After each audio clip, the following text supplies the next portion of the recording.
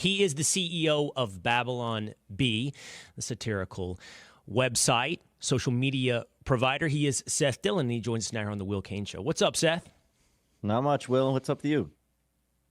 I've seen that you've been all over this Google Gemini AI image generator this morning. It's pretty stunning, and it's sad for you, Seth. It is sad for the Babylon Bee because you're getting run out of your marketplace of satire by, well, reality.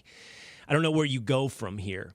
But let's just show the audience just one or two examples of what has come up in the past 24 hours after they've published their Gemini AI bot. And here is an image of a request to show Vikings. Vikings, of course, from Scandinavia, Norway, Sweden, Denmark. And Google comes back with images of women and men of color, various ethnicities, but certainly not Scandinavian. I think we have another example we can show the audience. This is an image requesting medieval King of England. And you can see, again, it is a black woman, perhaps a Middle Eastern man. There is a white man, which you would have a 10 out of 10 chance of that being the actual King of England in the Middle Ages. And then here's the founding fathers, Seth. It is reminiscent of a 1980s Benetton ad. It's people of every stripe and color, not what was actually present in history, Seth. What do we do with Gemini? They're projecting the image that they want, how they want to view the world, how they want the world to be, rather than allowing it to just be what it is. Even in the past, when you're asking to call up images of the past, it's not like you're just developing a hypothetical scenario and they're saying, well, we're going to impose, diversity and inclusion into this hypothetical scenario.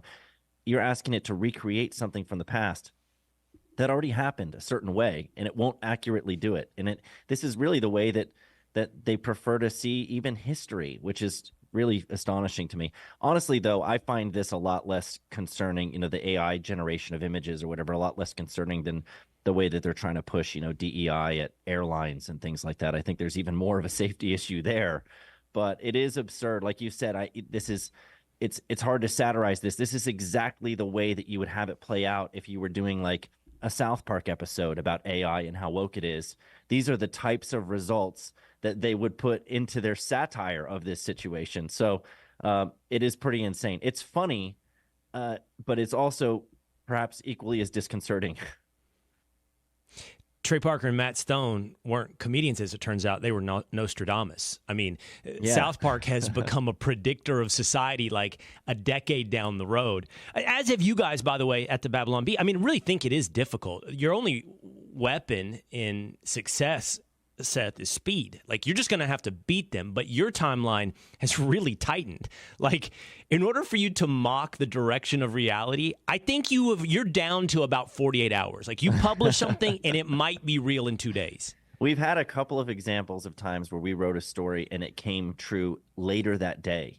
It was actually back when the Abraham Accords were being signed. We had made a joke about how CNN would focus on COVID protocols and whether Trump was following the COVID protocols. And the headline that actually came out on CNN a mere 2 hours after we published a joke about that basically mimicked the headline. It was as if they copied our own headline. And that was literally 2 hours after we published that joke. So it does sometimes happen in the same day, but usually we're at least a couple of days ahead of reality when we're making these jokes. But yeah, I mean, the Google AI thing is crazy. To me, and they've come out and apologized about this. And it's like, wait a minute.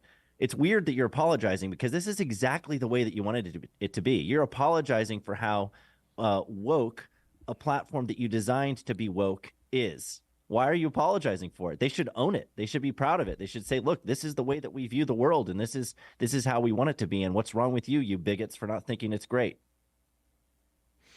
Yeah, and many people have pointed out it's actually hard to get Gemini to generate an image of a white man. Like, what is the prompt I have to put in to get it to generate an image of a white man? But you and several others have dove into, to your point, this isn't a mistake. That's how they're playing it off today. Oh, we're going to go in and we're going to make some corrections. But you've looked at the guy. I think you in particular were focused on the guy who's behind the project. And if you see his Twitter feed or his thought process, this is an absolute recommendation, not a mistake. It's purposeful in this this revisionist history, this revisionist reality. It's a worldview. They're bringing their worldview to their work. And if you have a really healthy worldview that appreciates truth and beauty and goodness and whatever, then that will come through in your work. And if you have a really distorted and defiled and degraded and twisted worldview, then that's going to come through in your work. And that's what's happening here. One of the funnier examples I saw was they've programmed this thing to be so focused on including people of color into these images that it generates, that if you prompt it and ask it to give you a picture of somebody getting arrested, it almost invariably gives you pictures of people of color getting arrested, which is the opposite of what they would actually want. So it's even backfiring on them in some cases. You would think that would give you an image of a white man with their, projection of how they want the world to be. You said a minute ago that you find this less threatening than sort of the DEI regime that's made its way into corporate bureaucracy and essential services like airlines. And I think that ultimately you're right, but I wouldn't want to be too cavalier about the dismissal of something like Gemini. See, what saves us, I think, Seth, is the fact that right now AI is not monopolized. You can go to any different AI function and it's being programmed with a different worldview. Of course, the risk is intellectual capture, meaning like all the same people that go into AI have all the same worldview. But Elon Musk has, Grok? And that's going to have a different worldview right now. But the risk to me is the price of that worldview becoming dominant in artificial intelligence is a absolute rewrite, not just rewrite of history, but understanding of current reality. And that's what we see with censorship.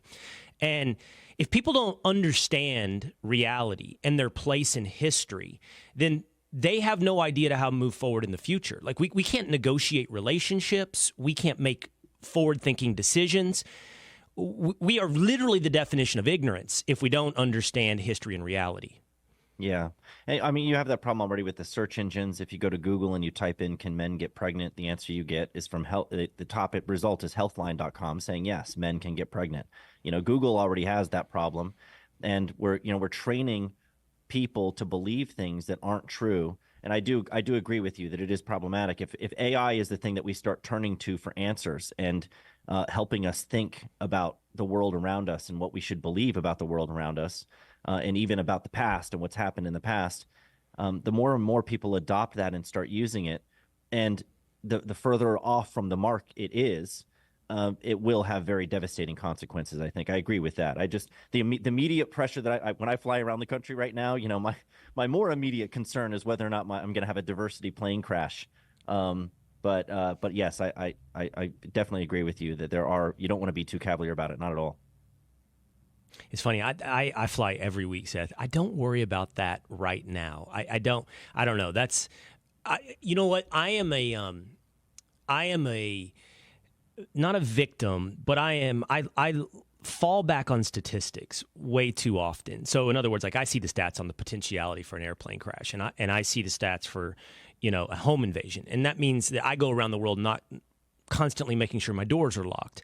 Now, that being said, I should tell you, I've had a home invasion. And the minute you have a home invasion, then all of a sudden statistics are meaningless. It's like one aberration. And I don't care about the odds anymore. Now I want to make sure that every pilot is of the highest meritocracy, and I want to make sure that I have the perfect alarm system. But back to the censorship and AI is sort of censorship on steroids, because censorship is propaganda. It's all an element of mind control. And I don't know, man. And I know you have something coming up before the Supreme Court, which you guys have participated in here when it comes to making social media companies accountable for their censorship framework. It's just I still don't think, Seth, we have a full appreciation for the links at which I'm going to skip the middle steps. Not just the links of which we've been censored, but the links at which our minds have been manipulated. The extent that it's gone to essentially institute mind control. Yeah, well, mind control, but also self-censorship, because so much of what you see happening now is this threat of being censored or the threat of deplatforming. People don't want to lose their accounts, and so they're actually muzzling themselves and thinking. I mean, this was the problem that we had when we got censored on Twitter. There was a question that was raised internally about whether or not we should make this joke. We had made a joke about how Rachel Levine was our pick for Man of the Year, right? And we were debating internally, well, do we even post this joke? Because it might get us suspended. And we decided, well, we're not going to censor ourselves. We're going to throw it out there. Let them censor us, right? We don't want to be the ones censoring ourselves. It's affecting people's, obviously their minds and the conclusions that they're reaching on their own, but it's also affecting whether or not they have the courage to even speak the truth, because they feel like there's going to be some consequence if they do. And so that's a really big problem. And I think that, that's why we filed a brief in this case, is because we're trying to support the right of people to be able to speak in the public square freely without fear of, ideological or political viewpoint discrimination and the penalties that come along with that. And again, Babylon Bee satire comedy site. You got censored on Twitter for an image of Rachel Levine, the transgender, what's his Health job? Admiral. Pentagon Health Admiral. Yeah. And you nominated him Man of the Year on Twitter, but you also got censored on Facebook. What was the story that got censored? You got censored on Facebook. Well, we've had a lot of issues on Facebook. We've had some posts that just got throttled to the point where they didn't get any views. We've had posts that we did a Monty Python joke that was censored for incitement to violence. A lot of it's either hateful conduct typically or misinformation that you get censored for. If you go all the way back to the beginning, the first one that we got censored for on Facebook was a joke about how CNN had purchased an industrial-sized washing machine to spin the news in before publishing it, which is just a silly, stupid joke. It's not even really that funny. The funny thing is that it got fact-checked by Snopes, rated false, and then Facebook threatened to take us down if we continue to publish fake news. And so, satire has been kind of off limits basically on Facebook for a long time, and we're constantly fighting to be able to make jokes that they don't consider hateful or misinformative. And you've been censored as well on YouTube. We haven't had as many issues on YouTube. We get strikes every now and then. We've had that issue, but we haven't actually been deplatformed from YouTube. They've never taken our page down. So the reason that I sort of leap from censorship to mind control, Seth, is so the case that you guys have written a friend of the court brief on is the attempts by Florida and Texas to force social media companies to basically lay out their criteria, their framework for censorship. I do wonder, even whatever we arrive at, what if there were a victory for free speech at the Supreme Court, I don't know that it could penetrate the censorship complex that has now been, I think, somewhat patched together, but also with historical precedent and background that is like our electrical grid. I mean, it overlaps. It's one on top of another. It has redundancy. What I mean by that is, like, when you look at the Twitter files reporting by Matt Taibbi and Michael Schellenberger, you see the role that the FBI or the intelligence agencies play in the background of social media companies. Yeah. If you listen to somebody like Mike Benz, who worked at the State Department, you'll see the way that the military-industrial complex and the Pentagon have played a role in censorship, first overseas in other countries under the banner of saving democracy in overseas elections, and then reverse engineered it back into America to save democracy here in America. And I don't even know if the Supreme Court or a Texas or Florida law, I just don't think we're going to uncover, here are the search terms that Twitter at the time said we're going to throttle back or we're going to blacklist. When the true framework that we're talking about trying to expose is much more complex than whatever's in the algorithm at Twitter. Well, you're right. There's a lot of layers to it. When you have the government involved behind the scenes, that's obviously the biggest no-no, right? That's the most egregious example of where you actually have a First Amendment issue under current law. The government can't do through the back door what would be unconstitutional for them to do themselves. They can't outsource censorship to a third party and have a third party do it for them when they're not constitutionally allowed to do it themselves. And the Supreme Court's already ruled on that before. So that's an issue that it shouldn't be happening because it's already unlawful for that to happen. And so, where's the enforcement against that? I haven't seen any accountability on that or any enforcement. I don't know if you have, but I haven't noticed it. Where is that? That needs to be put to a stop.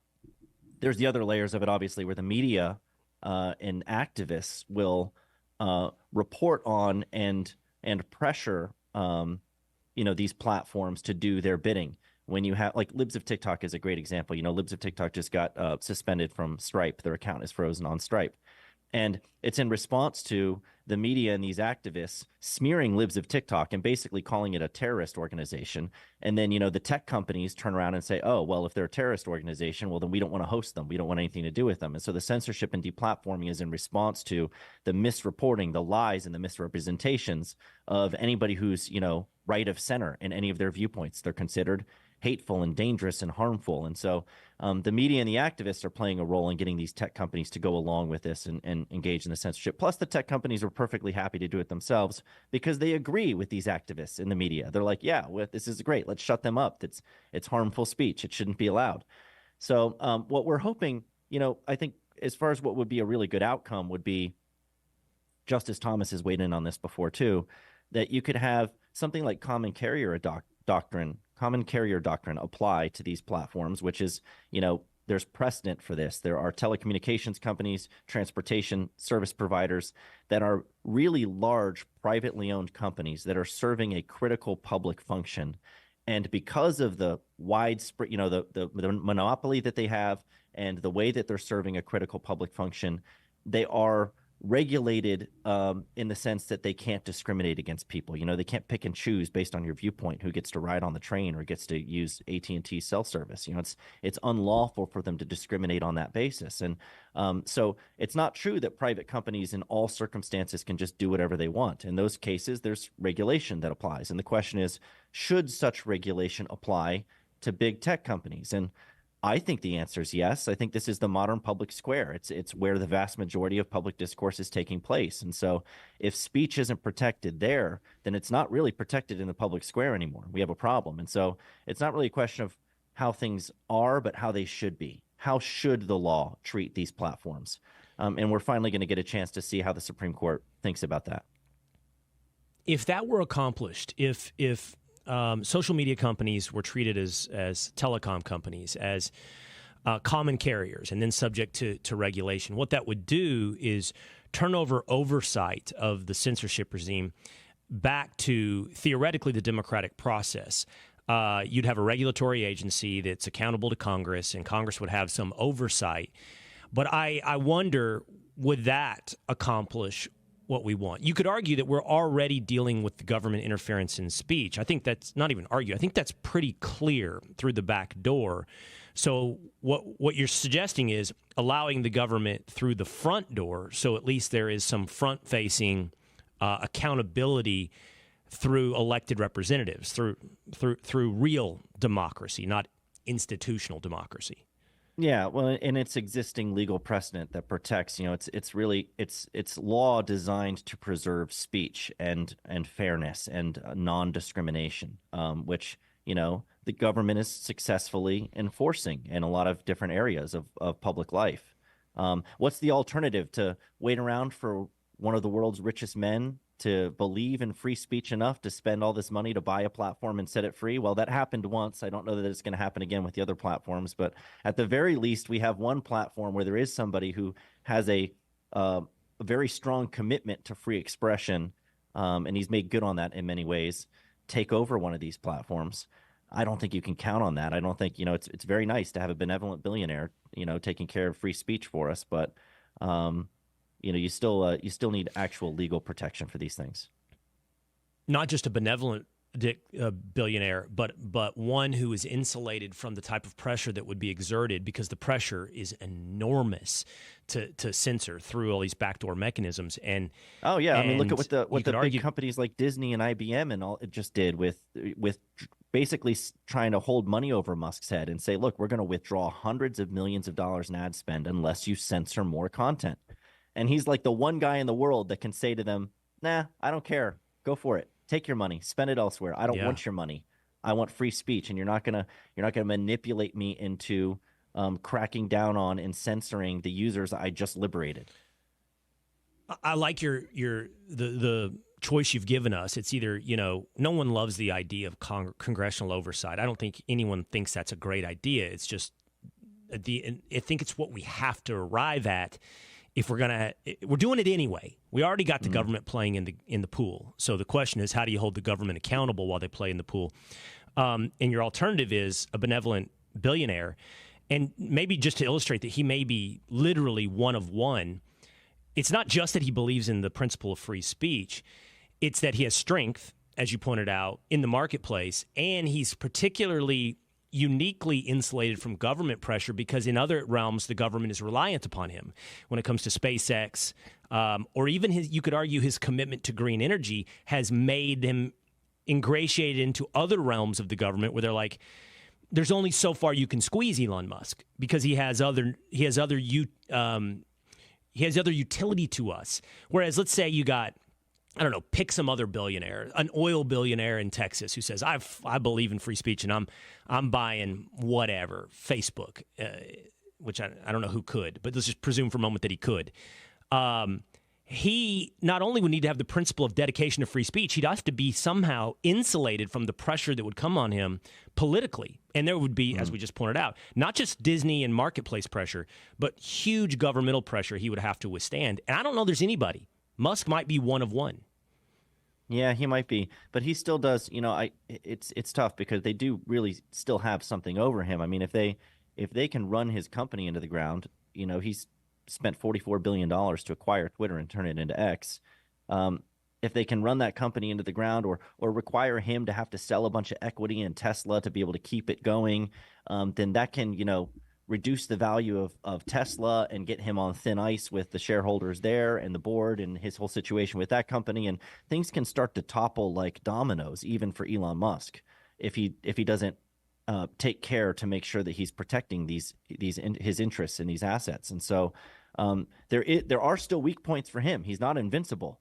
He's just very dedicated in a way that we haven't seen. I think it's remarkably refreshing. The lesson that I take away from it is, we have to stop caring what free speech might cost us. We have to stop caring what the consequences are, even if they're severe, even if they cost us a lot. And in his case, he can withstand a lot more than most people, obviously, but the cost to him has been more than just monetary. I mean, the left hates him now, and he's come down on the side of the far right extremists, valuing things like free speech and being healthy. Comedians for a long time have been able to say what they want, and then I don't want to sound like I'm picking a pejorative word, but hide behind, hey, it was just a joke. And, in a way, that's what we're talking about when it comes to the Babylon Bee as well. You can say a lot of things, but what keeps you and should keep you from someone describing your speech with whatever adjective they want to describe it as, hate, misinformation, whatever they choose, is, hey, it's a joke. Jon Stewart used to do this a lot. Like, hey, it's a joke. What do you make of John Oliver? John Oliver just on his show recently bribed Clarence Thomas, the Supreme Court Justice of the United States, with $1 million a year and a $2.4 million RV. Now, Oliver held up a contract and said, this is not a joke. I'm being real. I ran this by my attorneys. It's not illegal. Nothing about it. How about this? He did everything he could to disavow himself of the idea that is a joke. And here he is bribing a Supreme Court justice. Does he get to just run back now if it's ever, I'm sure he won't be censored for it, but does he get to just now hide behind it's a joke? Well, it's a weird thing. These liberal comedians just can't seem to help themselves where they go a little bit beyond just, they're not trying to be funny anymore. They're trying to make a point in a way that's not even funny. They get so worked up and so angry. What do they call it? Trump derangement syndrome, all these things. I often see them go out there and they're giving their monologue and it's supposed to be like a stand-up comedy bit, but it's more of like an angry screed where they're not even making any jokes. They're just being political and offering, their opinions about how terrible Republicans are or something. I think they're not helping themselves in that sense because their job is to be funny. That's the first job of being a comedian, is to be funny. And what's the funniest thing that you can do? It's to poke holes in the popular narrative. It's to challenge the powers that be. In this case, the narrative is that Clarence Thomas is already compromised and already being bribed and already being offered, rides on jets and nice vacations and everything. And there's supposed to be this connection there between that and his rulings or something like that. Like he's already compromised. And so this joke, if you can call it that, is, leaning into that a little bit and saying, well, if you're going to take bribes, why don't you take this one? Even with him disclaiming it and saying that it's not a joke, that he's being serious, but isn't that his job to make jokes? So maybe that's just one more layer to the joke. I don't know. I'm not going to try to unravel it and understand it. I don't think it's really that funny, but maybe liberals think it's really funny. It depends on your worldview, I guess, or where you're coming at. If there's no longer a requirement to be funny, and you don't even have to pretend that you're telling a joke, I think I self-identify as a comedian. From now on, I am a comedian, and I should not be censored. It's all a joke. It is. Though. Finally, I want to show you this. It is often an argument that's made that, because especially with us, we get this a lot, where we're accused of using the cover of satire to spread misinformation or hate speech, and that we're not really telling jokes. We're really being awful people and covering it up with, oh, well, that was just a joke. And that's disingenuous. We're allowed to have a different perspective. And I think it's healthy that there are some comedians and conservatives who are on the right and are doing comedy from a different worldview perspective and are challenging the narratives that are being parroted by every other comedian. The things that are the funniest things in the world right now, they're not even willing to go near and make jokes about. Why can't we make jokes about those things? And I think that it's kind of it's a cop out. It's an excuse to try to shut up people that you don't like, that are telling jokes or making statements that you don't like. Even if that was what we were doing, it's still constitutionally protected speech. But we're just trying to have fun and be funny and poke at the things that deserve it, mock the things that deserve it. So many of these ideas are so mockable, and it's so refreshing to me when you actually see a liberal comedian like Bill Maher mocking, radical gender ideology for kids and saying, when I was a kid, I wanted to be a pirate. Thank God no one scheduled me for peg leg surgery and eye removal. That was a important joke to tell because it actually challenges a popular narrative that no one else is willing to challenge. I found that profoundly important that he was willing to tell that joke despite whatever backlash he would get. So was he just trying to be mean, or was he trying to make fun of something that actually deserved it? I think, the people in the audience can make up their minds for themselves on that. So I want to show you this and get your reaction finally, Seth. This came across my attention this week. It's from the Writers Guild of America, and it shows the stats on how television shows are staffed and how it's changed over the past 10 years. And what you can see there's a lot of numbers on your screen, but basically what you see to highlight is men in 2011 made up 64% of staff writers, and today they make up 36% of staff writers. You can keep going down different jobs: story editor, co-producer. You're talking about drops for anywhere, 14% to 30%, and the number of jobs held by men. Obviously, the percentage of women who hold these jobs, again, writer up to producer, supervising producer, have gone up. Co-executive producer, they've gone up remarkably in the 25, 27, 30% margin. And then they also have a category for BIPOC and white. And it's the same. White staff writers and story editors and producers down huge numbers, sometimes 40%, 26%, 30%, where people of color take story editor up almost 41%. You've had a huge transformation in Hollywood in the way stories are written and told, Seth. Yeah, massive. And that's very deliberate. That all comes back to what you were saying before, this shaping of people's minds and the way that they view reality. There's a goal, a woke ideal that is the target, and this is one of the ways of getting there is by manipulating how the stories are even presented in the first place to the audience.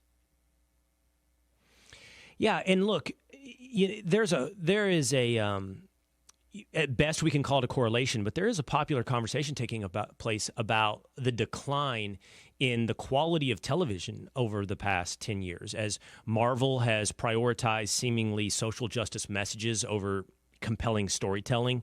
Every single show on Amazon Prime or Netflix seems to come with a sermon, not just entertainment's taking a backseat to ideology, no question. Yeah. Correct. And obviously the argument isn't, oh, women or people of color don't write as well as men, but what that has done as a byproduct is prioritize the idea that the stories should be about those identities. And I think we've seen the effects. People have said, I'm not that into these stories. Yeah, and that might be a self-correcting problem. I mean, if you one of the issues is how much do they not care about money? Are they like Elon Musk, where they're willing to say, we don't care if this loses hundreds of millions or billions of dollars. It's that important to us that we're going to invest in this. Well, maybe they care just as strongly in that direction as he does. If they have any concern for, actual market pressure and performance, and as publicly traded companies, they should. Then you would think that they would respond to those market pressures and say, we need to actually give people what they want, real entertainment, instead of trying to shove this down their throats. You've seen Disney kind of backtrack on some of these things and say that they've gotten it, that they've been a little bit off and they need to get out of the way of themselves and just tell stories again. We'll see if that actually happens. So far, we're not seeing that. We're continuing to see all the same woke garbage. I can't help but notice, though, that on that chart, there's only 2 genders represented. Where are the rest of the genders? It's just men and women that are writing on these teams. Where are the rest of them listed? Do they even have categories for other genders in any of these stats or reports? I'd like to see where all the non-binary writers are. On one hand, I want to applaud you. Of course, the satirical CEO of the Babylon Bee would see the hole in the dam. But, yeah. At this point, the dam is so riddled with holes that water's pouring out everywhere. And all this does is create opportunity for you. There's a bunch of writers out there who are looking for jobs. There's a bunch of consumers out there that are looking for entertainment. And it all means more opportunity for you if you can reach the marketplace and not be censored. And that is why we wish you luck at the Supreme Court of the United States. Thank you. Appreciate it, Will. All right. Yeah, Seth, thanks for being on the Will Cain Show. Thank you for having me.